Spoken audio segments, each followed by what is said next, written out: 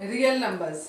Real number क्या होते हैं? रियल नंबर जनरली हमारे दो तरीके के होते हैं, एक होता है रेशनल, एक होता है इरेशनल। ठीक है, रेशनल हमने पिछली बार पढ़ा है, इस बार थोड़ा सा इरेशनल पढ़ेंगे। ठीक, जितने भी हमारे पॉजिटिव नंबर्स होते हैं, जितने भी पॉजिटिव नंबर होते हैं, इंटीजर्स लिख दे रही हूँ, ठीक है, जितने भी पॉजिटिव इंटीजर्स होते हैं उनमें दो चीजें हमें, दो रूल्स फॉलो करने होते हैं। एक होता है हमारा इक्लुइड्स एल्गोरिथम,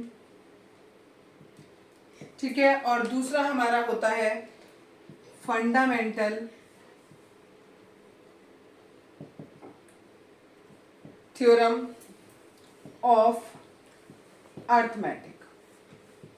ठीक है, ये जो इक्लुइड्स एल्गोरिथम है, एक्चुअली इक्लुइड्स डिवीजन एल्गोरिथम है।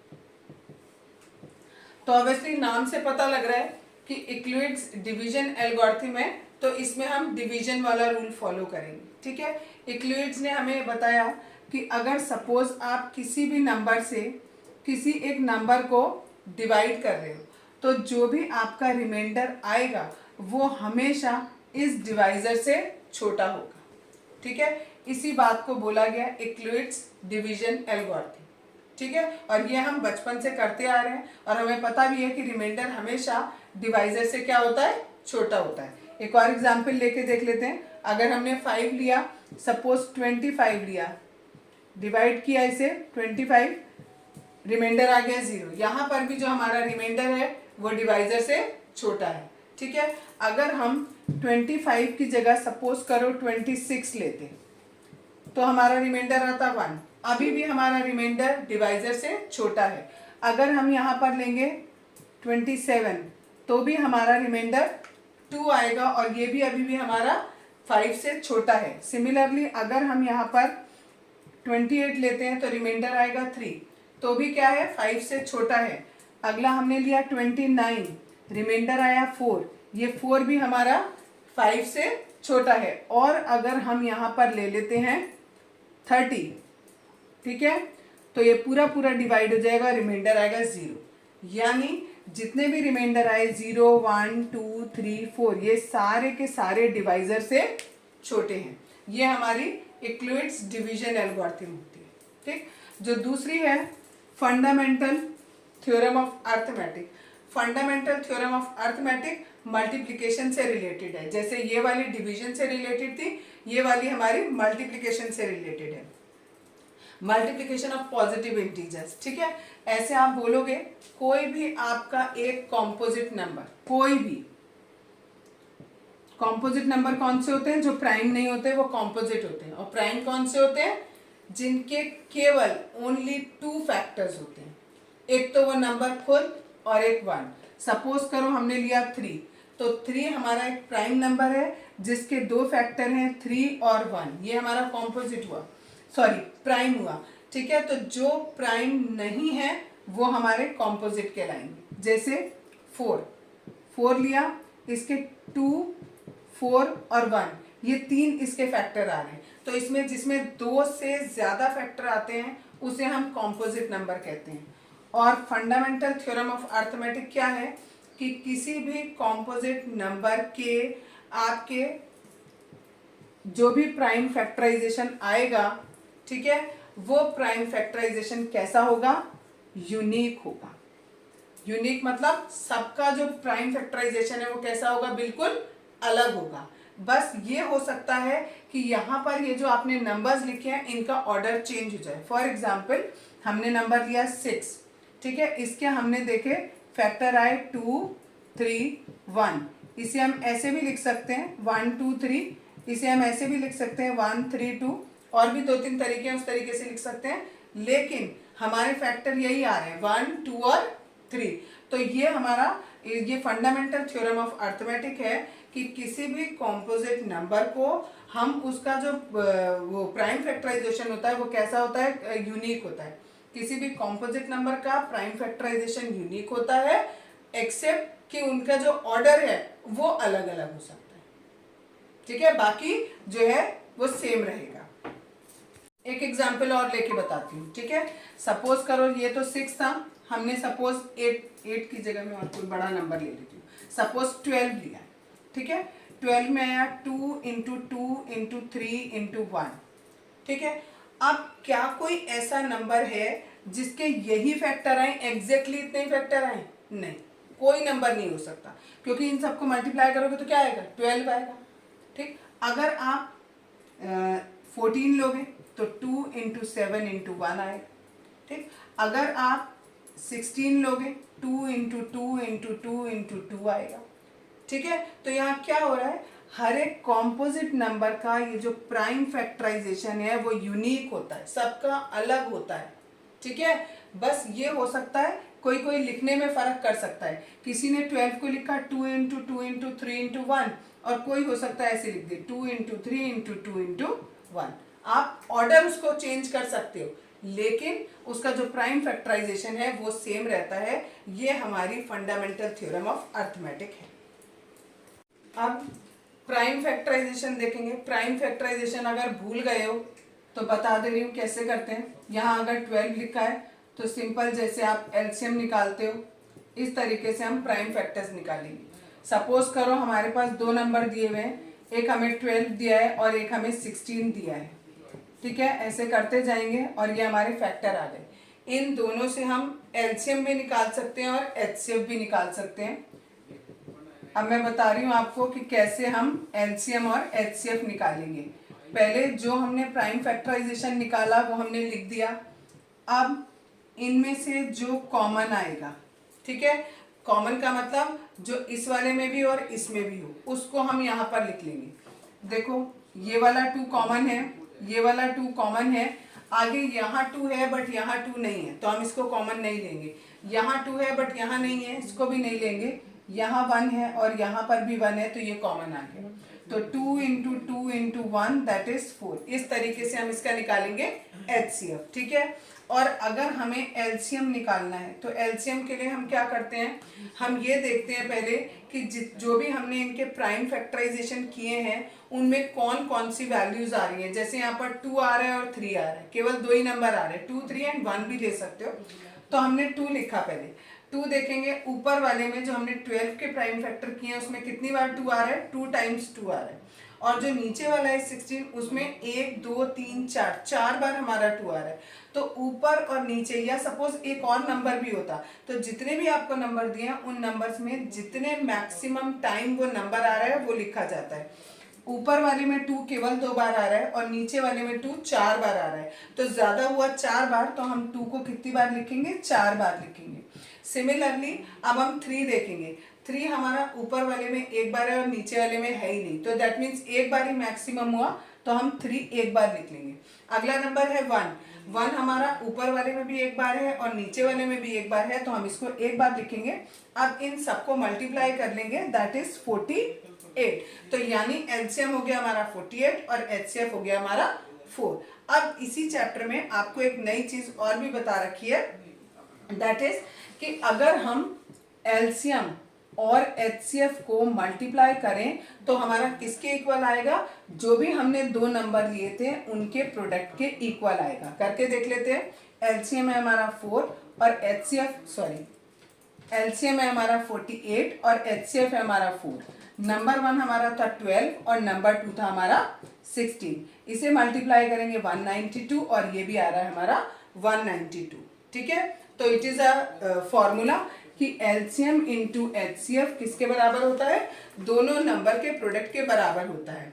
कभी कभी क्वेश्चन में आपको क्या देंगे, एलसीएम दे देंगे, आपको एचसीएफ निकालना होगा। कैसे निकालेंगे, सपोज करो अगर इसी क्वेश्चन में हमें एचसीएफ गिवन होता 4, ठीक है, और हमें दोनों नंबर पता ही है, एक 12 है और एक 16 है, और हमें निकालना होता है एलसीएम। तो एलसीएम के साथ कौन एक्स्ट्रा है, एचसीएफ एक्स्ट्रा है, और मल्टीप्लाई में है तो कहाँ चला जाएगा, नीचे चला जाएगा।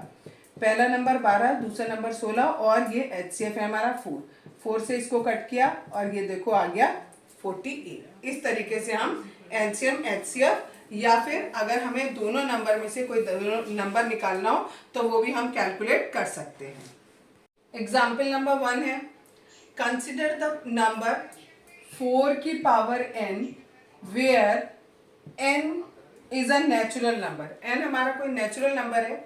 हमें क्या करना है इसमें, check whether there is any value of n for which 4 की power n ends with the digit 0। आपसे कहा n एक नेचुरल नंबर है, ऑब्वियसली नेचुरल नंबर है तो इसकी वैल्यू 1 2 3 4 कुछ भी हो सकती है। अब वो आपसे पूछ रहे हैं क्या कोई n की ऐसी वैल्यू है जो हम यहाँ पर पुट करें और उसको सॉल्व करें तो जो भी हमारा आंसर आए उसका जो एंड डिजिट है, जो लास्ट वाला डिजिट है, वो 0 आ जाए। ठीक है, क्वेश्चन समझ में आया क्या करना है? फिर से देखो एक बार, आपको दिया है 4 की पावर n और आपको बोला है n एक नेचुरल नंबर है। नेचुरल नंबर यानी 1 2 3 4 में से कुछ भी हो सकता है और आपसे कह रहे हैं आपको चेक करके बताओ कि क्या कोई n की ऐसी वैल्यू है जिसको हम यहाँ पुट करें तो हमारा जो आंसर है उसमें आंसर में जो लास्ट डिजिट है वो हमारा 0 आ जाए। देखो फॉर एग्जाम्पल अगर मैं 4 की पावर 1 रखती हूँ तो मेरा 4 आएगा, 4 की पावर 2 रखूंगी तो मेरा 16 आएगा, 4 की पावर 3 रखूंगी तो 64 आएगा, 4 की पावर 4 रखूंगी तो इट इज 256 आएगा। इस तरीके से मैं देख रही हूँ यहाँ पर ना यहाँ पे 0 आया, ना यहाँ 0 आया, ना यहाँ 0 आया, ना यहाँ 0 आया। लेकिन अगर मैं ऐसे सारे नंबर्स रखती जाऊं तो नेचुरल नंबर तो मेरे इनफाइनाइट तक है, तो रखने में मुझे बहुत दिक्कत आएगी। मुझे कैसे पता लगेगा? हम अगर एकदम से पता करना चाहें कि कोई नंबर ऐसा है या नहीं है तो उसके लिए हम क्या करेंगे, देखो किसी भी नंबर के एंड में, यहां हमें एंड में क्या चाहिए, 0 चाहिए। ठीक है, एंड में 0 का मतलब ये है कि वो किसका फैक्टर है, या तो वो 5 का फैक्टर है या फिर वो 10 का फैक्टर है। ठीक है ना, आखिरी में 0 कब आता है, या तो 5 का टेबल होता है उसमें लास्ट में 0 आएगा, या 10 का टेबल होगा उसके लास्ट में 0 आएगा। ठीक है, तो 0 हमारा केवल कब आता है, जब या तो 5 का टेबल हो या 10 का टेबल हो। तो आपको जो भी नंबर दिया है, 4 दिया है, 4 की पावर n दिया है आपको, आपने लिखा 2 की पावर, इसको लिखा 2 इंटू 2 की पावर 2 और पावर लिख दिया n। ठीक है, यानी यहाँ पर 2 की पावर 2n हो गया। हमारा जो प्राइम फैक्टर आया इस 4 का वो केवल क्या आ रहा है, 2 आ रहा है। ठीक है, इसमें हमारा 5 नहीं आ रहा है। ठीक, तो इसलिए ये हमारा एंड नहीं होगा। ठीक है, यानी इसका मतलब अगर हमारे पास जो भी यहाँ नंबर दिया है उसके जो हमने प्राइम फैक्टर किए हैं उस प्राइम फैक्टर में अगर हमारा 5 आ रहा है, ठीक है, तब तो वो एंड होगा 0 पर, और अगर 5 नहीं आ रहा है तो 0 पर एंड नहीं होगा। तो आप यहाँ पर ये लिखोगे कि 4 के जो हमने फैक्टर किए, प्राइम फैक्टर किए, उसमें केवल 2 आ रहा है। ठीक है, इसमें हमारा 5 नहीं आ रहा है, इसलिए ये 0 पर एंड नहीं होगा। इसी तरीके से एक क्वेश्चन दिया है एक्सरसाइज में, उसमें दिया हुआ है हमें 6 की पावर है। अब हमें यहाँ पर भी सेम यही प्रूफ करना है कि ये 0 से एंड होगा या नहीं। फिर वही लिखेंगे कि अगर ये 0 पे एंड होगा तो इसके प्राइम फैक्टर में 5 आना चाहिए, लेकिन जब हम 6 के फैक्टर करते हैं प्राइम फैक्टर तो हमारा 2 और 3 आता है। ठीक है, तो इसमें भी हमारा 5 नहीं आ रहा, दैट्स वाई इसमें भी कोई ऐसी n की वैल्यू नहीं होगी जो हम पुट करें और हमारा आंसर जो है वो एंड करे 0 पर। एग्जाम्पल 2 है, इसमें हमें एलसीएम और एचसीएफ निकालना है और हमें नंबर दिए हैं 6 और 20 और इसे वही प्राइम फैक्टराइजेशन मेथड से करना है। तो 6 के फैक्टर किए 2 इंटू 3 इंटू 1 और हमें दूसरा नंबर दिया है 20 के फैक्टर करेंगे 2 इंटू 2 इंटू 5 इंटू 1। पहले आप इसका एलसीएम निकाल लो और फिर एचसीएफ निकाल लो, या हमें एचसीएफ निकालना इजी होता है। पहले हमने एचसीएफ निकाल लिया, ये 2 कॉमन आ रहा है और ये 1 कॉमन आ रहा है, तो 2 इंटू 1 इट इज 2। ठीक है, एलसीएम हम दो तरीके से निकाल सकते हैं। एक तो एलसीएम ऐसे निकाल सकते हैं कि 2 कितनी बार है, मैक्सिमम 2 बार, इसमें 1 बार और इसमें 2 बार। फिर 3 कितनी बार है, केवल 1 बार। 5 कितनी बार है, 1 बार, और ये 1। ठीक है, इन सबको हम आपस में मल्टीप्लाई कर दें, दैट इज 60। दूसरा एलसीएम निकालने का तरीका ये है, number 1 into number 2 divided by HCF. Number 1 था हमारा 6, नंबर 2 था 20 और हमारा HCF आया था 2, 2 से इसको डिवाइड किया 10, इट इज 60। ठीक है। नेक्स्ट एग्जाम्पल है एग्जाम्पल नंबर 3। इसमें भी हमें ये दो नंबर दिए हुए 96 और 404, और इसका भी हमें प्राइम फैक्टराइजेशन मेथड से हमें वो निकालना है, इसका HCF और LCM दोनों चीजें निकालनी है। ठीक है। तो पहले हमने क्या किया, 96 के प्राइम फैक्टर किए और फिर इसके प्राइम फैक्टर किए। ठीक है। अब हम इसमें से HCF ले लेते हैं। HCF हमारा क्या आ रहा है, देखो ये भी कॉमन आ रहा है और ये भी कॉमन आ रहा है, तो हमारा 2 × 2 दैट इज 4 हमारा HCF आ गया। अब LCM निकालने के लिए हम क्या करें, 96 × 404 डिवाइडेड बाय 4, इससे हम इसको कैंसिल आउट कर दें और हमारा आंसर आ जाएगा 9696। ठीक है, ये हमारा LCM हो जाएगा। नेक्स्ट एग्जाम्पल है, इसमें भी हमें HCF और LCM फाइंड आउट करना है और दोनों के दोनों हमें किस मेथड से, प्राइम फैक्टराइजेशन से ही सॉल्व करने हैं। तो पहले हम HCF निकाल लें और या पहले LCM निकाल लें, कोई फर्क नहीं पड़ेगा। ठीक है। HCF निकालेंगे। HCF में देखो ये 2 हमारा कॉमन है और ये 3 हमारा कॉमन है, तो 2 × 3 ये हमारा 6 हमारा HCF आ जाएगा। LCM निकालने के लिए एक हमने 2 लिखा, 2 हमारा इस वाले में एक बार है, इसमें 3 बार है और इसमें भी 3 बार है, तो मैक्सिमम कितनी, 3 बार है। ठीक। फिर हमने 3 लिखा, 3 हमारा एक बार है, यहाँ 2 बार है और यहाँ एक बार, तो ये भी हम 2 बार कॉपी करेंगे। और 5 हमारा खाली नीचे वाले में है, ऊपर वाले में नहीं है, तो जब हम इन सबको मल्टीप्लाई करेंगे इट कम्स 360। तो LCM हो गया ये और HCF हो गया ये। आज प्रूफ कराऊंगी √2 एक इर्रेशनल नंबर है। √2 इज इर्रेशनल। इसको प्रूफ करने के लिए कि एक इर्रेशनल नंबर होता है, इसके लिए पहले हमें 2 थ्योरम समझनी पड़ेंगी कि अगर p एक प्राइम नंबर है और p डिवाइड करता है a² को, तो p डिवाइड करेगा a को। ठीक है। फॉर एग्जाम्पल p हमने 5 लिया और हमने माना कि ये डिवाइड करता है 25 के स्क्वायर को, तो p जो है वो डिवाइड करेगा 25 को। ठीक है। एक तो इस थ्योरम का यूज़ करेंगे और दूसरी थ्योरम ये है कि अगर p डिवाइड करता है a को, यानी a/p अगर हम लिखेंगे तो उसको हम कुछ भी मान सकते हैं, b के इक्वल है, तो a बराबर होगा p × b के। इन दो थ्योरम का हम यूज़ करेंगे इस √2 को इरेशनल प्रूफ करने में। सबसे पहले हम मानेंगे कि √2 जो है हमारा वो रेशनल नंबर है।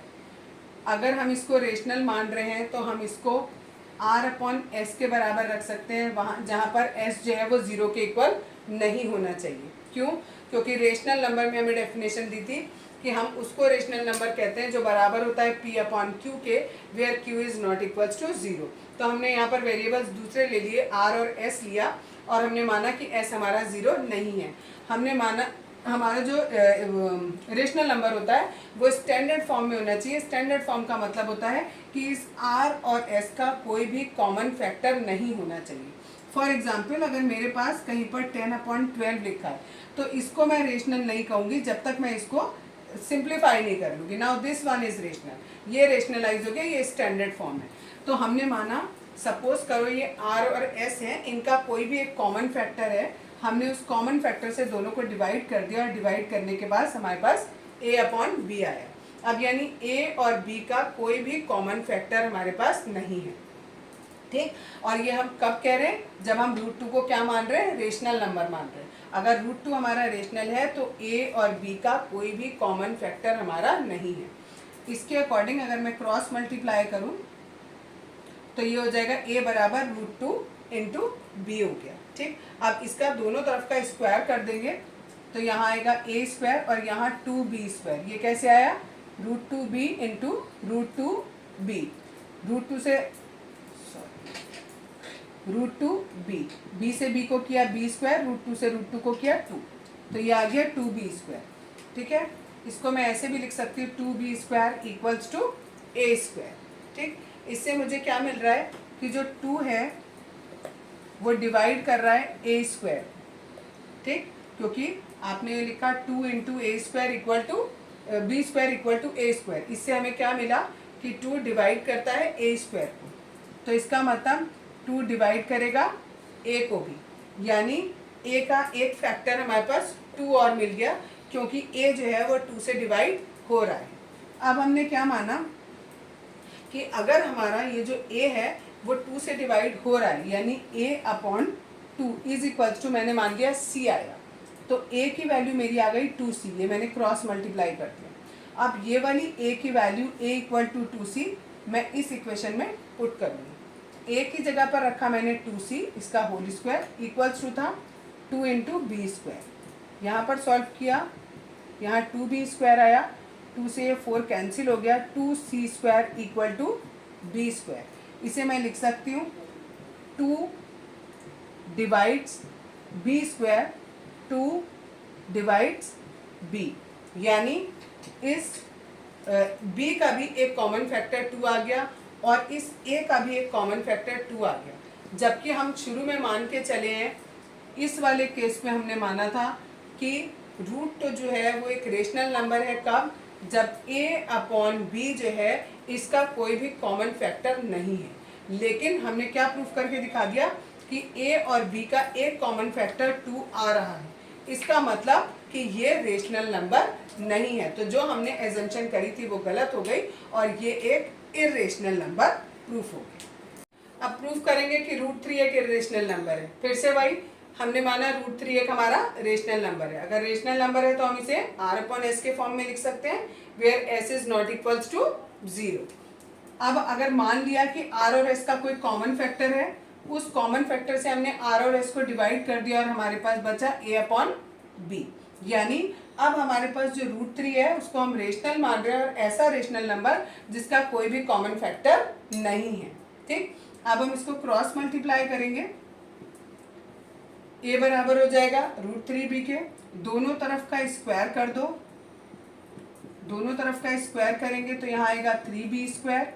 इससे हमें क्या दिख रहा है कि जो 3 है वो डिवाइड कर रहा है a स्क्वायर को, यानी 3 डिवाइड a, यानी a का एक कॉमन फैक्टर हमारा, एक फैक्टर आ गया, कॉमन नहीं सॉरी, a का एक फैक्टर आ गया 3। अब a/3 को हम लिख सकते हैं c, तो a बराबर हो जाएगा 3c। अब ये वाली वैल्यू मैं इस इक्वेशन में पुट कर देती हूँ, 3c का होल स्क्वायर किया, 3b square as it is, यहाँ 9c स्क्वायर, यहाँ 3b स्क्वायर, 3 से ये 9 कैंसिल हुआ, 3c square equal to b square, यानी 3 divides b square, that means 3 divide b। तो b का एक फैक्टर 3 और a का एक फैक्टर 3, तो दोनों का एक कॉमन फैक्टर आ गया, दैट इज 3। तो दैट मीन्स कि ये रेशनल नंबर नहीं है। नेक्स्ट देखो, एक एग्जाम्पल दिया है 5 माइनस √3 और इसको हमें प्रूफ करना है कि ये एक इर्रेशनल नंबर है। तो पहले हम इसको मानेंगे कि ये एक रेशनल है, तो हमने इसे a/b के इक्वल रख दिया, where b is not equals to 0। अब क्या करेंगे, जो रूट वाला पार्ट है उसको एक तरफ कर देंगे और बाकी सब दूसरी तरफ। ये माइनस का √3 उधर जाके प्लस हो जाएगा, ये /b प्लस का है, इधर आके माइनस हो जाएगा। हमें पता है 5/1 एक रेशनल नंबर है, a/b एक रेशनल नंबर है। रेशनल में से रेशनल को माइनस करेंगे तो हमारा रेशनल आएगा, ठीक है। तो इसके हिसाब से तो हमारा √3 क्या हो गया, रेशनल हो गया, जबकि हमें पता है कि √3 क्या होता है, इर्रेशनल होता है। इसका मतलब जो चीज़ हमने मानी वो गलत थी, तो दैट मीन्स कि ये रेशनल ना होकर क्या है, इर्रेशनल नंबर है। एग्जाम्पल नंबर 7, हमें ये शो करना है कि 3√2 एक इर्रेशनल है। हम मान के चले कि ये रेशनल है। अगर ये रेशनल है तो हम इसे a/b के फॉर्म में लिख सकते हैं। हमने लिख दिया, रूट को यहीं रहने दिया, इस 3 को हम यहाँ नीचे ले गए, ठीक है। ये पूरा का पूरा हमें दिख रहा है कैसा नंबर है, रेशनल नंबर है, ठीक।